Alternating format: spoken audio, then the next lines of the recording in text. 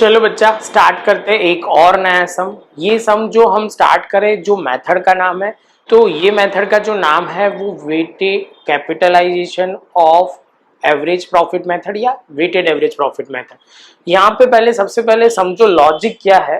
तो लॉजिक बहुत सिंपल है बच्चा। जैसे समझ लो मैंने बिजनेस में कैपिटल एम्प्लॉय हमें बोला जाएगा, कैपिटल एम्प्लॉय जो है वो कितना है। सपोज हमने 10 लाख रुपीज लगाए हुए हैं, तो इसका मतलब ये हुआ एक्सपेक्टेड रेट ऑफ रिटर्न जो है वो हमारा 10% है। एक्सपेक्टेड रेट ऑफ रिटर्न बच्चा 10% है। अब तीसरा पॉइंट यहाँ ध्यान से समझना, एवरेज प्रॉफिट। सपोज हमारा एवरेज प्रॉफिट जो है वो है 2 लाख। कितना है बच्चा? 2 लाख। थोड़ा ज्यादा ले रहे हैं वैसा हो रहा है, कोई बात नहीं, चलो 2 लाख। तो अब इसको हम कैपिटलाइज करेंगे कि 2 लाख प्रॉफिट कमाने के लिए आपको कितना कैपिटल इन्वेस्ट करना पड़ेगा। तो यहाँ पे देखो, जैसे हमने लिखा 2 lakh capitalisation of profit into divide by 10% करोगे तो 2 लाख डिवाइड बाय 10% तो कितना हो जाएगा? 20 लाख हमारा कैपिटल होना चाहिए। तो ये बच्चा कितना है? 20 लाख। और हमारा कैपिटल इन्वेस्टेड कितना होना चाहिए 2 लाख के लिए? 20 लाख। हमने कितना इन्वेस्ट किया हुआ है? 10 लाख।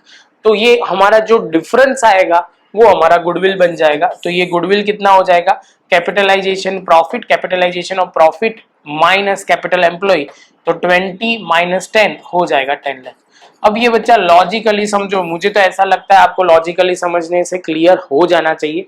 ये तो मैंने खाली जस्ट समझाया, अब सीधा मेन पॉइंट पे आते हैं। तो चलो सम जो है वो ये देखते। चलो बच्चा तो समझते हैं क्या इंफॉर्मेशन है। तो यहाँ पे दिया हुआ है statement showing computation of goodwill, calculation of computation of goodwill. तो गुडविल ढूंढने के लिए स्टेप जो ध्यान में रखना है, पहला है कैपिटल एम्प्लॉय, जो total asset minus total liability करके नेट एसेट या कैपिटल एम्प्लॉय हमें मिल जाएगा। एक्सपेक्टेड रेट ऑफ रिटर्न हमें सब में गिवन होगा। एवरेज प्रॉफिट हम ढूंढेंगे। उसके बाद जो प्रॉफिट आया उसको एक्सपेक्टेड रेट ऑफ रिटर्न से हम डिवाइड करते हैं तो हमें मिल जाएगा कैपिटलाइज्ड प्रॉफिट। तो मतलब ये प्रॉफिट कमाने के लिए कितना कैपिटल इन्वेस्ट करना पड़ेगा, तो वो हमें मिल जाएगा। ये और इसका कैपिटल एम्प्लॉय का डिफरेंस ढूंढते हैं तो हमें मिल जाएगा गुडविल। है बहुत सिंपल बच्चा, बस ये लॉजिक समझ लो। आप लॉजिक के साथ जाओगे तो ये मैजिक नहीं लगेगा। अब सम स्टार्ट करते हैं। चलो बच्चा स्टार्ट करते हैं। तो सबसे पहले क्या इन्फॉर्मेशन है? From the following information of नैरुत्वा and Ritvik from form of determine the value of goodwill of a partnership firm on the basis of capitalization of weighted average profit method। ध्यान में रखना, यहाँ पे नंबर ऑफ ईयर्स का कुछ भी काम नहीं है, वो ध्यान में रखना। प्रॉफिट हमें दिया हुआ है 45, 50, 65, 75, 90, कांस्टेंट इंक्रीज हो रहा है तो हम वेट असाइन कर सकते हैं। और सब में दे भी दिया है वेटेड एवरेज प्रॉफिट मेथड से आपको कैलकुलेशन प्रॉफिट का करना है। बिजनेस की असेट दी हुई है, लायबिलिटी दी है, normal rate of expected rate of return दिया हुआ है। तो सबसे पहले बच्चा स्टार्ट करते हैं। यहाँ पे फॉर्मेट क्या था हमारा? तो फर्स्ट पॉइंट पहले जो हमें लिखना पड़ेगा वो है सिंपल, हम ड्रॉ कर देते हैं। तो यहाँ पे कैलकुलेशन पार्ट बच्चा आपको ध्यान में रखना है और टेबल के साथ ही आप बनाओ तो आपको आदत वो ऐसे ही रखो। फर्स्ट है कैपिटल एम्प्लॉय। कैपिटल एम्प्लॉय ढूंढने के लिए हमारे पास असेट, टोटल असेट कितनी है? तो 6 लाख है। और टोटल लायबिलिटी कितनी है? तो टोटल लायबिलिटी बच्चा है 170। तो 160 माइनस 170 करेंगे तो कितना हो जाएगा? तो यहाँ पे हम करते हैं तो 6 लाख माइनस 6 लाख तो यहाँ बच्चा 6 लाख दिया हुआ है माइनस 170 करते हैं तो 4,30,000 हमारा कैपिटल एम्प्लॉय आ जाएगा। दूसरे में जो हमें ढूंढना है वो क्या है?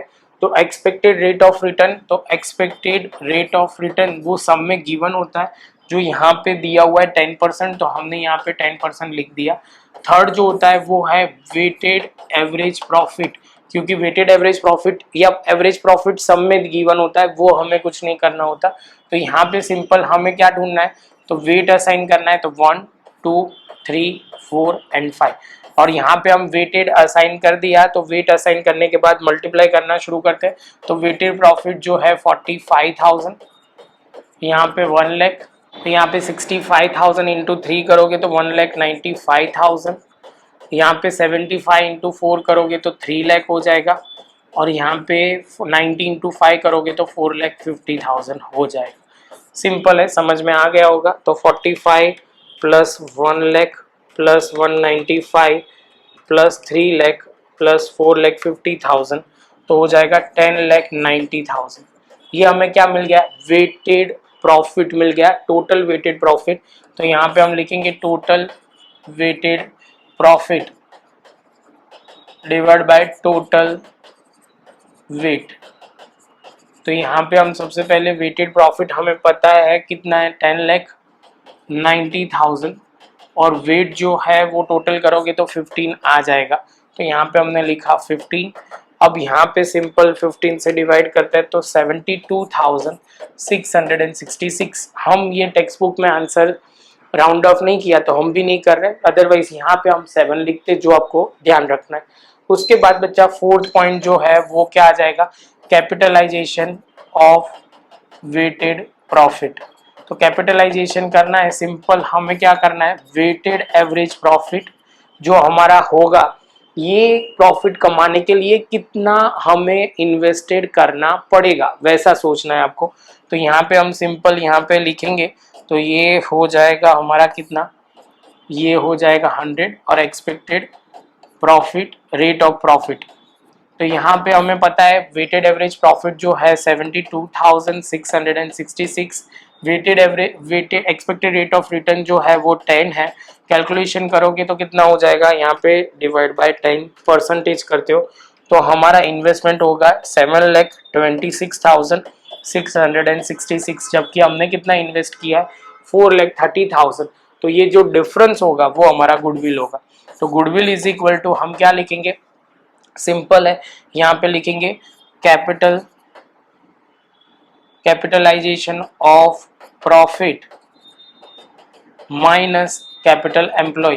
कैपिटल एम्प्लॉय हमने ढूंढा हुआ है 430 और जो ये हमारा जो कैपिटलाइजेशन ऑफ प्रॉफिट है वो 2,26,606 है। माइनस करते हैं तो 4,30,000 से तो 2,96,606, यही हम लिखेंगे। आंसर ऐसे देखो ना तो 2,96,667 लिख सकते हैं, लेकिन टेक्स्ट बुक में जो दिया हुआ है वही हम फॉलो करेंगे। तो बहुत सिंपल है बच्चा, आप समझ लो, क्लियर कर लो, इसमें कोई डाउट नहीं होगा, प्रॉपर लिख लो, सर साइड में हट रहा है। मिलते हैं नेक्स्ट लेक्चर में नए सम के साथ।